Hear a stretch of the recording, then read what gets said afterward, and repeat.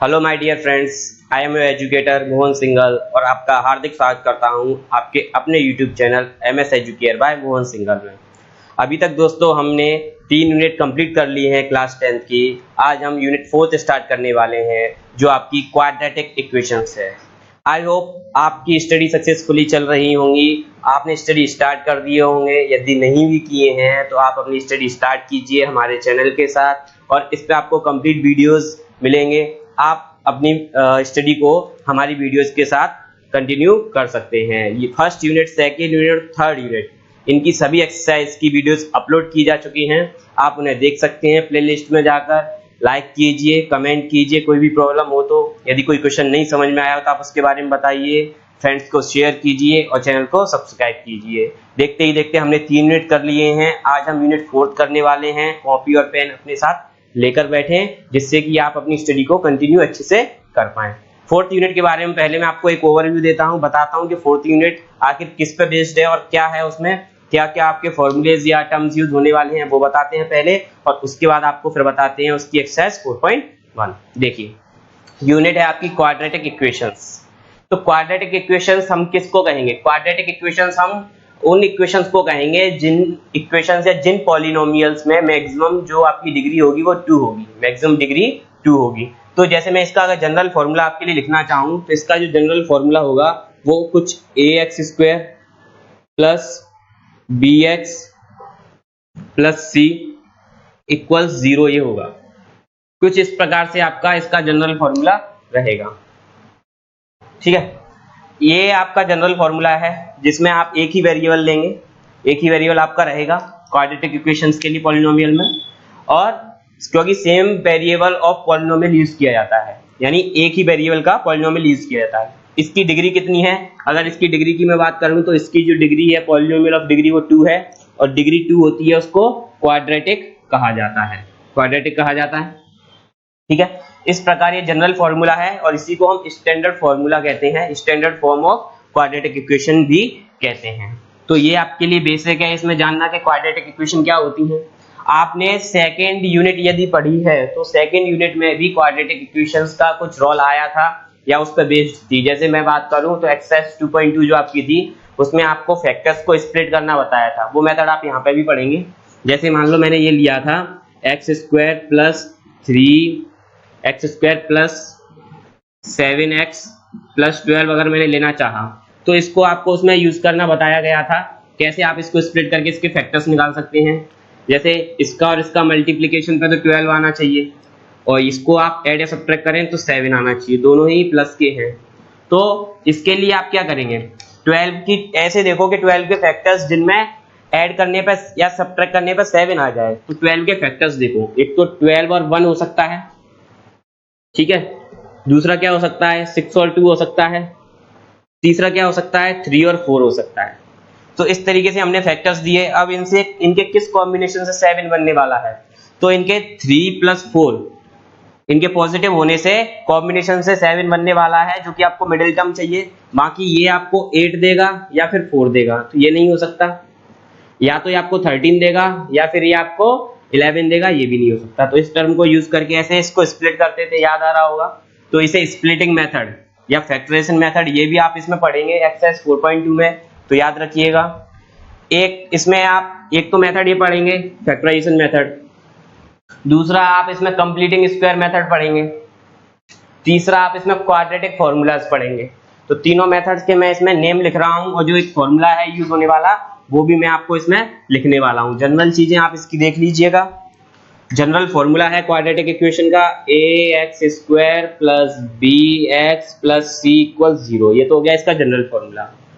3 method से आप इसके फैक्टर्स निकाल सकते हैं, 3 मेथड से। ठीक है, वो 3 मेथड्स कौन कौन सी हैं? फर्स्ट तो आप स्प्लिटिंग टर्म बोले जैसे फैक्टराइजेशन मेथड,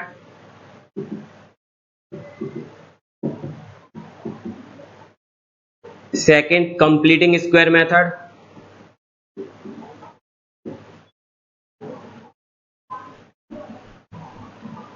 और थर्ड है आपकी quadratic formula.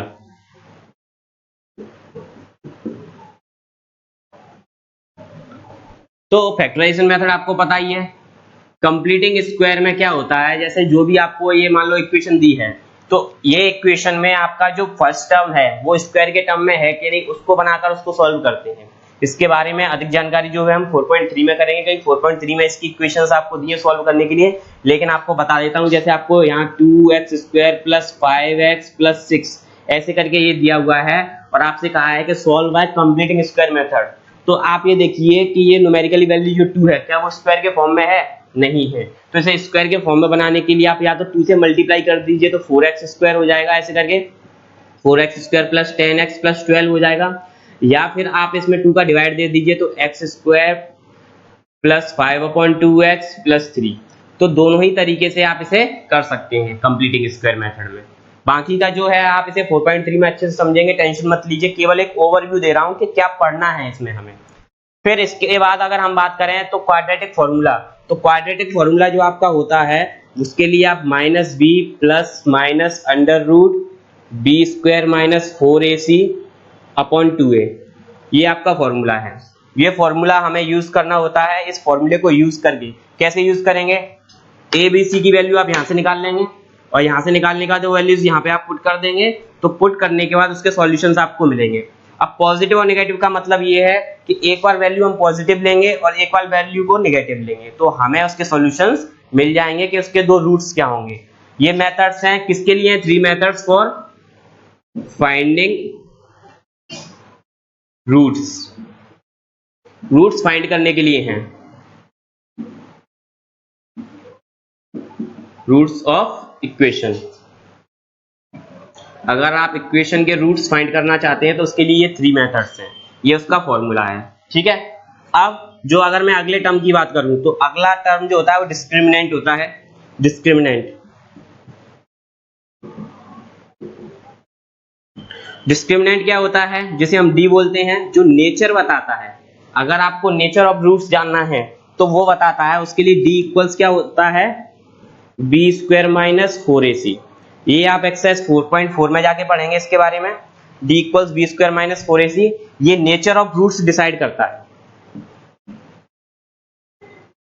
Nature of roots मतलब कि रूट्स के नेचर कैसे होंगे, रूट्स के नेचर किस प्रकार के होंगे, रूट्स वो पॉजिटिव होंगे, रियल रूट्स होंगे या इमेजिनरी रूट्स होंगे, उसके बारे में बताएगा।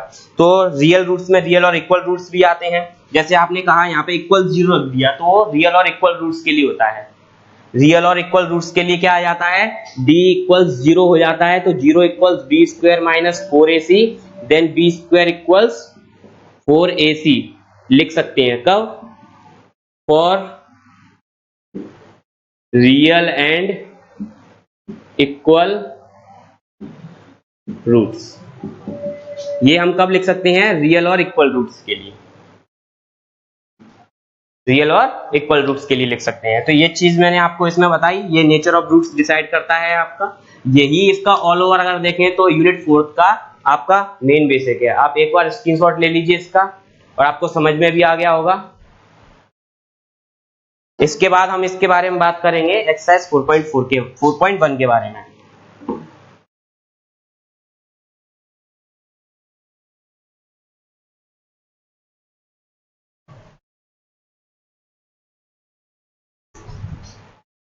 देखिए एक्सरसाइज 4.1, एक्सरसाइज जो 4.1 है उसका फर्स्ट क्वेश्चन है आपका, check whether the following are quadratic और क्वाड्रेटिक इक्वेशंस। आपको चेक करके बताना है क्वेश्चन नंबर फर्स्ट में कि इसकी जो इक्वेशंस हैं क्या वो क्वाड्रेटिक हैं या नहीं है। तो क्वाड्रेटिक हैं या नहीं है उसको चेक करने के लिए आप क्या करेंगे, उसके जो इक्वेशंस हैं उनको पहले लिख के शॉर्ट आउट करेंगे, यानी उसको सब्स्टिट्यूट करके एक इक्वेशन में सेट कर लेंगे। अभी इक्वेशन के फॉर्म में तो है नहीं है, तो इन्हें इक्वेशन के फॉर्म में बनाते हैं। जरा देखिए कैसे। क्वेश्चन नंबर फर्स्ट का first part, exercise 4.1 and question number first part. तो फर्स्ट का फर्स्ट पार्ट हम कैसे करने वाले हैं, देखिए ये कुछ ऐसे हो जाएगा, x + 1 का स्क्वायर इक्वल्स टू x - 3। बिल्कुल इजीली आराम से देखिए, कुछ नहीं है इस क्वेश्चन में, बहुत ही इजी है। अब ये आपको इक्वेशन के फॉर्म में नहीं दिया, ये कुछ आइडेंटिटी के फॉर्म में दिया है, तो इसे इक्वेशन के फॉर्म में कैसे करने वाले हम इसकी आइडेंटिटी ओपन करते हैं। आइडेंटिटी यदि आप भूल गए हैं तो मैं यहाँ ऊपर इसके लिए आइडेंटिटी लिख देना चाहूंगा आपके लिए, यही लिख देता हूं। ये हो जाएगा a square plus b square plus 2ab, a plus b का होल स्क्वायर, कुछ ऐसी आइडेंटिटी होती है, राइट। तो इसका हम यूज करने वाले हैं इसमें, तो ये हो जाएगा आपका कुछ एक्स स्क्वायर प्लस 1 का स्क्वायर प्लस 2ab यानी 2x, 1 का करेंगे तो यही रहेगा, इक्वल्स 2 का अंदर किया 2x और ये हो गया माइनस के 6, राइट। यहां तो कोई प्रॉब्लम नहीं होगी आपको। आगे देखिए, एक्स स्क्वायर, ये 1 का स्क्वायर 1 प्लस 2x। अब क्या है, ये वैल्यू को मैं इधर लाने वाला हूं क्योंकि इसको सब्स्टिट्यूट करना है हमें। तो मैं जब 2x को इधर लाऊंगा तो माइनस के 2x, जब मैं 6 को इधर लाऊंगा तो प्लस के 6x इक्वल 0। ये तो आपको पता होगा बेहतर तरीके से, राइट। इससे ये कैंसिल हो जाएगा क्योंकि एक पॉजिटिव साइन एक नेगेटिव साइन और दोनों ही सेम वैल्यू है। तो यहां आपका क्या बचने वाला है, एक्स स्क्वायर प्लस के 1 एंड प्लस के 6 इक्वल 0। नाउ क्या हो जाएगा, एक्स स्क्वायर प्लस 7 इक्वल 0। अब हमें ये बताइए कि जो आपका जनरल फॉर्मूला था a x square plus b x plus c equal 0, मैं इसमें आपको एक चीज और बता देता हूं। यहाँ पे इस जनरल फॉर्मूले में जो मेन थिंग है वो ये है कि इस फॉर्मूले में कभी भी ए की वैल्यू 0 नहीं होगी, कभी भी ए की वैल्यू 0 नहीं होगी। ए की वैल्यू 0 नहीं होने से मतलब कि यहाँ x की वैल्यू कुछ ना कुछ होगी, एटलीस्ट 0 तो नहीं होगी। 1 हो सकती है, कुछ भी हो सकती है, माइनस में भी हो सकती है, लेकिन 0 नहीं होगी। तो इसी हिसाब से आप यहाँ देखिए। और दूसरा मैंने आपको क्या बताया था क्वाड्रेटिक इक्वेशन के लिए, कि जो आपका क्वाड्रेटिक इक्वेशन अगर बनाना है तो उसकी डिग्री 2 होनी चाहिए। तो इसमें इसकी डिग्री कितनी है, 2। तो यहाँ पे क्या आपको इसकी डिग्री 2 मिली है, इस पूरे पॉलिनोमियल की डिग्री क्या है बताइए, 2 है ना। तो अगर इसकी डिग्री 2 है तो ये इक्वेशन भी कैसी होगी, क्वाड्रेटिक इक्वेशन होगी। तो yes it is quadratic equation. और यदि नहीं आती तो no, it is not a quadratic equation, right. देख लीजिए एक बार, फिर इसके 1-2 पार्ट और मैं कराता हूं, फिर रिमेनिंग पार्ट्स आपके लिए रहेंगे, ठीक है। देखिए आगे का इसका,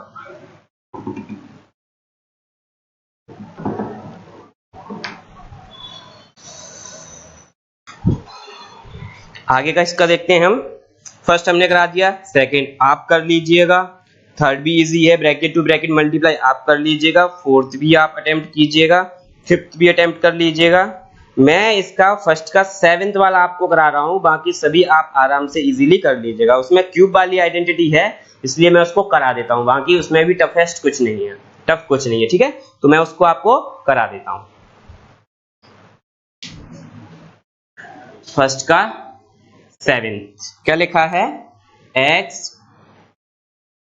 x प्लस 2 का whole cube equals 2x x square minus 1। मैं आपको याद दिला दूं, यदि आप भूल गए हो तो कॉपी पेन अपने साथ रखें, सॉल्व करते जाएं साथ साथ में, तभी स्टडी कंटिन्यू हो पाएगी। देखिए इसको हम सॉल्व करते हैं। तो सॉल्व करने के लिए है क्या, अभी ये इक्वेशन के फॉर्म में नहीं है, सब्स्टिट्यूट नहीं है, क्या ये इस फॉर्म में आपको दिख रहा है कुछ ऐसा कि सब कुछ एक ही साइड हो सॉल्व किया हुआ, ऐसा कुछ नहीं दिख रहा। पहले हम इसको सॉल्व करते हैं जरा। तो सॉल्व करने के लिए मैं इसको क्या करने वाला हूं, मैं इसको एक्स क्यूब कर दूंगा यहां से, तो मतलब इसकी आइडेंटिटी ओपन करूंगा। मैं यहां लिखता हूं आइडेंटिटी, a प्लस बी का होल क्यूब इक्वल्स होगा आपका a cube b cube 3a square b plus 3a b square. ये इसकी आइडेंटिटी होगी यहाँ पे। इस आइडेंटिटी को मैं यूज करूंगा, और ये आइडेंटिटी जब यूज होगी तो ये कुछ कैसा हो जाएगा, देखिए a की वैल्यू तो कुछ x है यहाँ पे और b की वैल्यू कुछ 2 है यहाँ पे। इस तरीके से समझने की कोशिश कीजिए, सिर्फ आपके लिए लिख के ओपन कर रहा हूं मैं इसको, बाकी आप वहां इतना ओपन नहीं करेंगे, समझ रहे हैं। मैं आपके लिए लिख के ओपन कर रहा हूं इसको, तो इसको मैं ओपन करने वाला हूं। तो ये क्या हो जाएगा, अब देखिए a का क्यूब मतलब x का क्यूब, फिर हो जाएगा आपका b का क्यूब मतलब 2 का क्यूब, फिर हो जाएगा आपका 3a स्क्वायर मतलब x स्क्वायर, फिर हो जाएगा आपका इंटू बी, फिर ये हो जाएगा 3a इंटू मतलब x और b स्क्वायर मतलब 2 का स्क्वायर। इक्वल्स में हमें क्या दिया है, इक्वल्स हमें ये दिया है, इसका अंदर मल्टीप्लाई करूंगा तो 2 का इससे मल्टीप्लाई हो जाएगा 2x का, तो 2x क्यूब हो जाएगा क्योंकि एक x पहले से था और 2x मतलब x का स्क्वायर यहाँ से है पहले से, ठीक है, क्यूब हो गया। फिर मैं इसका इससे करने वाला हूं तो माइनस के 2x हो जाएगा। अब क्या होगा इसके बाद देखिए x क्यूब, ये हो गया 8, ये देखो ये हो गया 3 2 6x स्क्वायर, फिर ये हो जाएगा आपका 3x और ये 2 का स्क्वायर 4, तो 4 3 12x और ये 2x क्यूब माइनस 2x। अब मैं इसको इधर लेके आऊंगा तो x cube plus 8 plus 6x square plus 12x, ये इधर आएगा तो माइनस के 2x क्यूब माइनस 2x। देखो ये माइनस का हो गया, लेकिन ये माइनस का इधर आएगा तो ये हो जाएगा प्लस का, ठीक है, प्लस वाला माइनस का और माइनस वाला प्लस का इक्वल्स 0। अब क्या करेंगे हम, ये और ये सेम वेरिएबल्स हैं तो ये सब्ट्रैक्ट हो जाएंगे, ये बचेगा आपका यहाँ माइनस के एक्स क्यूब, ये और ये सेम वेरिएबल्स हैं तो ये ऐड हो जाएंगे तो प्लस 6x स्क्वायर और 12 और 2 14x। अब क्या बचा आपके पास, प्लस के 8 बचा। एक बार देख लीजिए कोई चीज रह तो नहीं गई, क्यूब वाली आइडेंटिटी लिख ली, स्क्वायर वाली आइडेंटिटी लिख ली, एक्स वाली आइडेंटिटी लिख ली और नॉन वेरिएबल्स वाली भी लिख ली, इक्वल्स में 0। क्या अब ये और फर्दर सॉल्यूशन हो सकता है, इसका सॉल्व हो सकता है? अगर ये सॉल्व नहीं हो रहा है आगे, मतलब अनलाइक टर्म्स है सभी, तो आपको आंसर यहीं पे छोड़ना पड़ेगा। अब आंसर आप यहाँ पे छोड़ेंगे तो जरा मुझे इसकी आप डिग्री बता दीजिए कि इसकी डिग्री कितनी है। इसकी डिग्री यदि आप बताएंगे तो आपके अकॉर्डिंग 3 आएगी, और जब किसी पॉलिनोमियल की डिग्री अगर 3 होती है तो वो क्यूबिक पॉलिनोमियल होता है, यानी क्यूबिक इक्वेशन हो जाएगी। तो क्वाड्रेटिक इक्वेशन तो ये है नहीं, क्वाड्रेटिक होने के लिए डिग्री कितनी होनी चाहिए थी, 2। तो हम यहाँ क्या लिख देंगे, no it is not a quadratic equation. और यदि आपसे रीजन पूछे तो रीजन मैंने आपको बता दिया है, रीजन भी आप बता सकते हैं, क्यों नहीं है, because here the degree of polynomial is 3 and degree of polynomial with 3 is a cubic polynomial, cubic हो जाएगा, ठीक है। इस प्रकार आप इसका स्क्रीनशॉट ले लीजिए। क्वेश्चन नंबर फर्स्ट हमारा कंप्लीट हो गया है। यहाँ पे जो रिमेनिंग पार्ट है वो आपको सॉल्व करने हैं। सॉल्व करने के बाद आप उन्हें कमेंट बॉक्स में हमें बताएंगे, और यदि कोई प्रॉब्लम आ रही है अभी भी आपको, यानी आपने सॉल्व नहीं कर पा रहे हैं, तो प्लीज आप बताइए, जिससे अगले वीडियो में हम आपको सॉल्यूशंस देंगे। क्योंकि आप बताएंगे नहीं तो हमें कैसे मालूम होगा कि आपको प्रॉब्लम आई या कैसे आपने सॉल्यूशंस किए, पता कैसे चलेगा हमें? उसके लिए आपको कमेंट्स तो करने पड़ेंगे। हम ये नहीं कह रहे कि आप good luck, thank you sir ऐसे कमेंट्स कीजिए, लेकिन अपनी प्रॉब्लम्स के कमेंट्स तो आपको करने पड़ेंगे, जिससे सॉल्यूशंस आपको हम प्रोवाइड कराएं। देखिए अब हम क्वेश्चन नंबर 2 करने जा रहे हैं। इसका क्वेश्चन नंबर 2 है आपका, represent the following situations in the form of quadratic equation.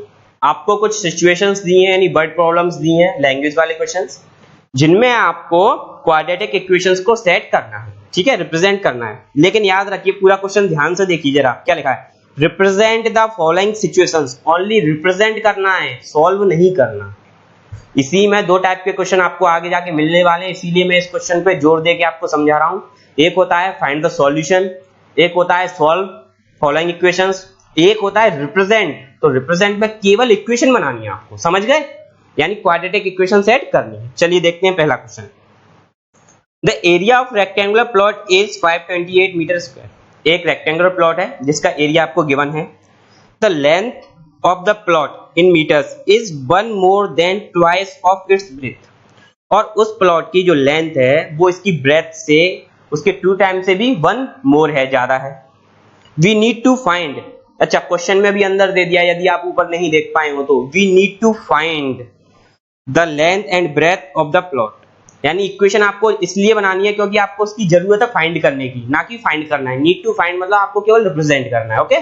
तो देखिए आप जानते होंगे जो रेक्टेंगुलर आपका प्लॉट हो या गार्डन हो कुछ भी, उसमें 2 डायमेंशंस होती हैं, लेंथ एंड ब्रेथ, ठीक है।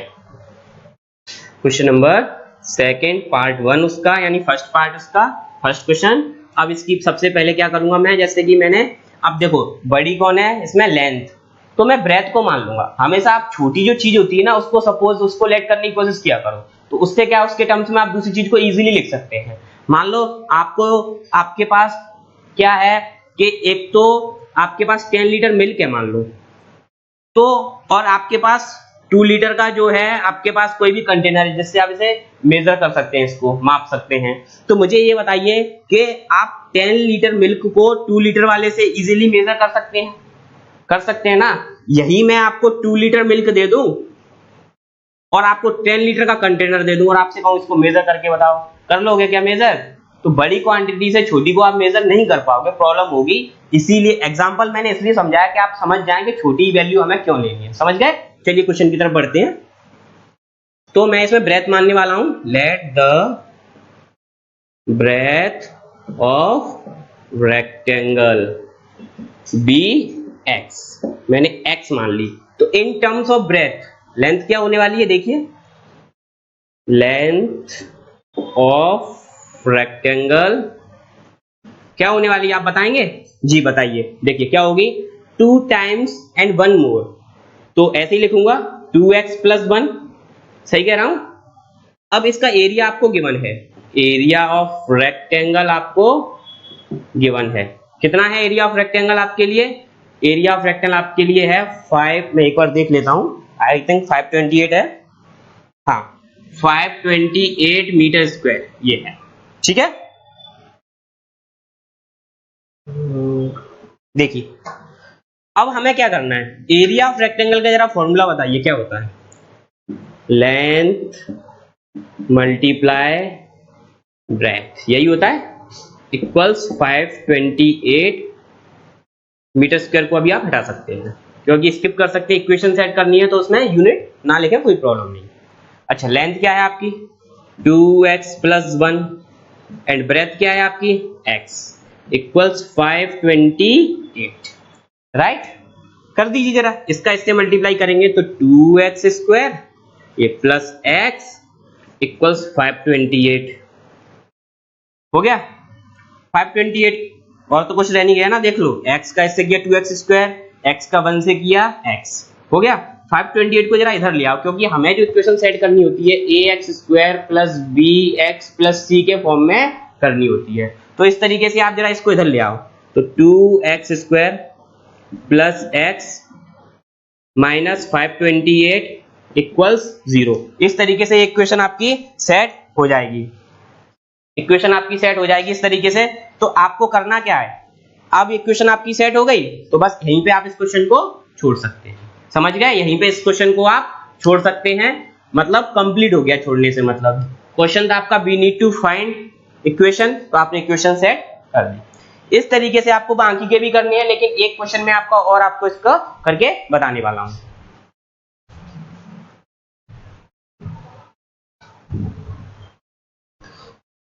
इसमें मैं आपको इसका सेकंड बता देता हूं, बाकी थर्ड फोर्थ जो रह जाएंगे आप उन्हें करके बताइएगा कमेंट बॉक्स में, ठीक है। तो मैं इसको मिटाने वाला हूं, स्क्रीनशॉट आप ले लीजिए।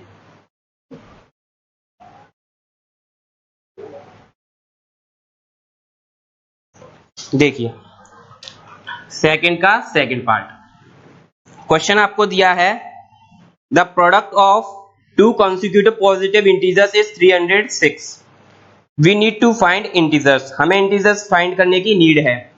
तो क्या करने वाले हैं, आपको दिया है 2 consecutive positive integers, जैसे consecutive positive integers की मैं बात करूं, मैंने नंबर लिखा 3, आप बताएंगे 3 के बाद क्या आएगी, नंबर 4 आएगी, 4 के बाद क्या आने वाली है 5 आएगी।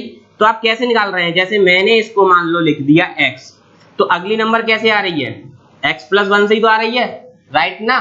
तो हम कुछ ऐसे ही लिखने वाले हैं, तो let the 2 consecutive numbers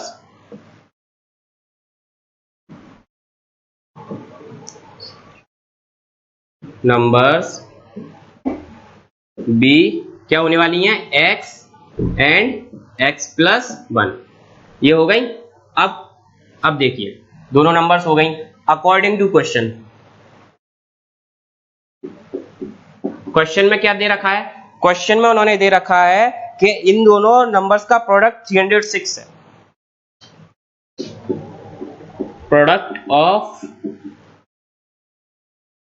both numbers 306 है, तो कर दीजिए ना product x multiply x plus 1, यही तो करेंगे, ये इंटू ये इक्वल्स कितना दिया है 306, तो ये हो जाएगा आपका x स्क्वायर प्लस x और ये इक्वल्स 306 इधर आ जाएगा, x स्क्वायर प्लस x ये हो जाएगा माइनस 306, हो गया। अब इसके बाद क्या करेंगे हम, इक्वल्स 0 जो रह गया वो लिख देंगे। तो इस प्रकार कुछ आपको इक्वेशन इसकी सेट करनी है। इक्वेशन आपकी सेट होके आ चुकी है, आपको यहीं पे आंसर लिख के उसका कर देना है सॉल्यूशन। इस तरीके से आप इक्वेशंस को करेंगे। एक बार स्क्रीनशॉट ले लीजिए। इसके जो रिमेनिंग 2 क्वेश्चन हैं वो आपको करने हैं, मैं आपको बता देता हूं। साइड में स्क्रीन पे लिखे हुए आ रहे होंगे, आप उन्हें देख सकते हैं और आपको सॉल्व करने हैं। दोनों को आप सॉल्व करेंगे, कमेंट बॉक्स में हमें बताएंगे और वीडियो को लाइक कीजिए। वीडियो देखते समय सॉल्यूशंस जरूर कीजिए, तभी आप जितनी प्रैक्टिस आप कर पाएंगे उतना ही मैथ्स आपका इजी हो पाएगा, उतनी ही आप स्कोरिंग एग्जाम में कर पाएंगे। बोर्ड एग्जाम्स की बिल्कुल टेंशन ना लें, एमएस एजुकेयर आपके साथ बना है जिससे कि वो आपका सिलेबस कंप्लीट कराएगा। हम प्रतिबद्ध हैं आपके सिलेबस को कंप्लीट कराने के लिए। देखते ही देखते हमने 3 यूनिट्स कंप्लीट करा दिए हैं, 4th यूनिट हमारी कंटिन्यू चल रही है। अगली वीडियो में हम मिलेंगे जिसमें हम आपको एक्सरसाइज 4.2 कराने जाएंगे। तब तक के लिए धन्यवाद।